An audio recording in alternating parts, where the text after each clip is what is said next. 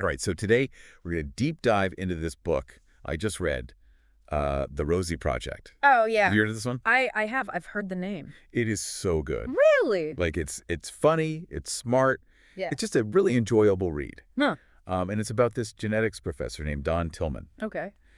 And he decides he wants to find a wife. Right.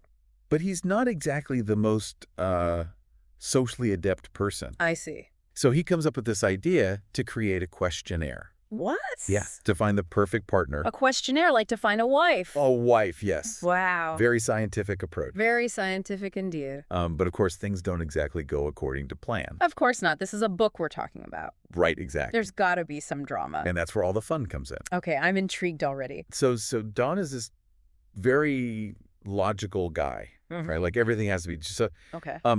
And there's this one scene that just cracked me up. What is it? He asks this woman out to dinner, like a really nice restaurant. Okay, fancy. Yeah, and she says to him, "Are you kidding?" Oh, no. And he is completely baffled. Like, he genuinely doesn't understand why she would think it's a joke. Oh, that's hilarious and kind of sad at the same time. Right. It's like he just misses those social cues. Totally. And that's a big part of his character. And it kind of comes up later in the book, too. Like, the idea of Asperger's is mentioned. Oh, interesting. But it's not like a label or anything. It's just like part of who he is. I see. And it's handled really well, I think. Yeah. So anyway, back to this questionnaire. Yeah.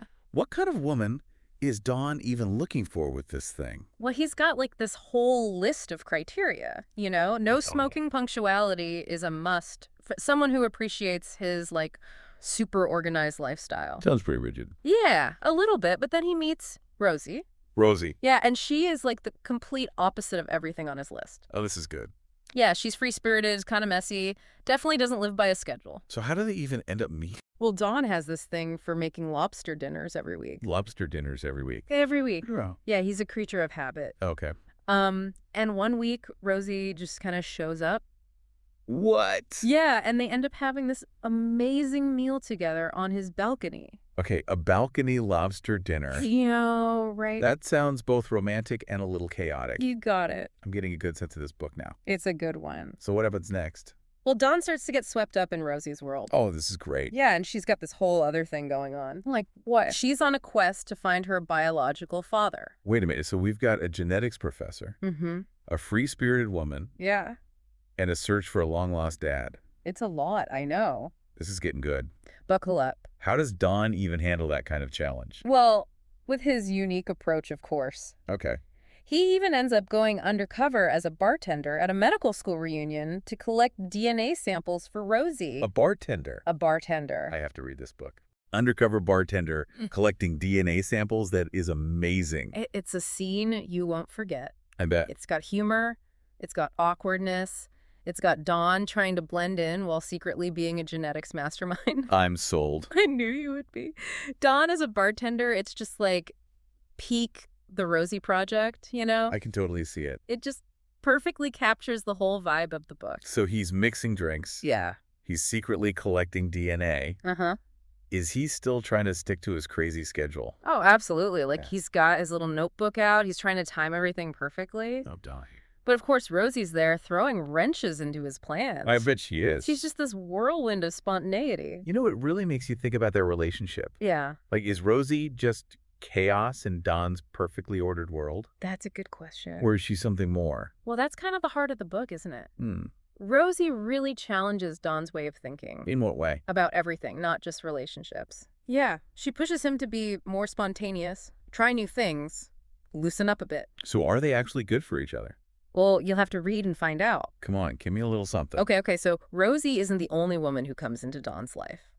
Oh, there's another woman. Her name is Bianca. Bianca. Yeah, and she is everything on Don's questionnaire. Really? Beautiful, accomplished, loves ballroom dancing. Wait, Don can dance? He takes lessons, remember, he's all about self-improvement. That's right, I forgot about that. But here's the thing, even though Bianca is perfect on paper, Yeah. the connection with Rosie just isn't there. Wow, so it's like the book is saying that logic can only take you so far in love. Exactly, you can't just quantify these things. So what happens with Bianca? Does he try to make it work? Let's just say his attempts at wooing her don't go so smoothly. I can only imagine. Don and social grace is not always a winning combination. Poor Don. But it makes for some great comedy. You know, we haven't really touched on the Asperger's thing. It's got hinted at throughout the book, but never explicitly stated. Yeah, it's an interesting approach. It is. I like how they don't label him, Mm-hmm. but they still explore the challenges he faces with social interaction. It's done really well, I think, with sensitivity and humor.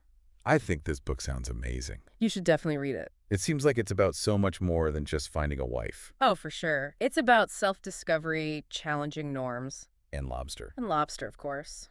This is going straight to the top of my reading list. Mm. I'm really curious about how the book balances the humor with the more serious stuff, you know, Yeah. like Don's struggles. It's done really well, I think. It's Yeah. like you're laughing one minute and then the next you're like, oh, wow, that's actually kind of deep. Yeah, like you really feel for him. Right, exactly. I love books that can do that. Me too. So we've talked a lot about Don, but what about Rosie? Oh, yeah, Rosie. How does she challenge his worldview?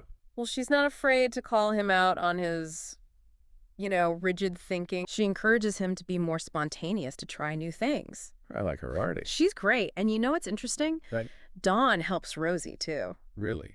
Well, he helps her think more strategically about her goals. Okay. He helps her find some structure in her life. So they both kind of balance each other out. Yeah, it's like a true partnership. I love that. It's a good reminder that sometimes the best relationships are the ones that challenge us to grow. So for our listeners who haven't read this book yet, Mm-hmm. what would you say is the biggest takeaway? Well, you'll definitely laugh a lot, Good. but you'll also get this really unique perspective on love and relationships. And what it means to connect with someone. Exactly. I'm adding this to my reading list right now. You should. It sounds fantastic. It is. Well, that wraps up our deep dive into the Rosie Project. Great book. We hope you enjoyed it and maybe learned a thing or two about love and lobster. Yes, definitely lobster. Until next time, happy reading, everyone.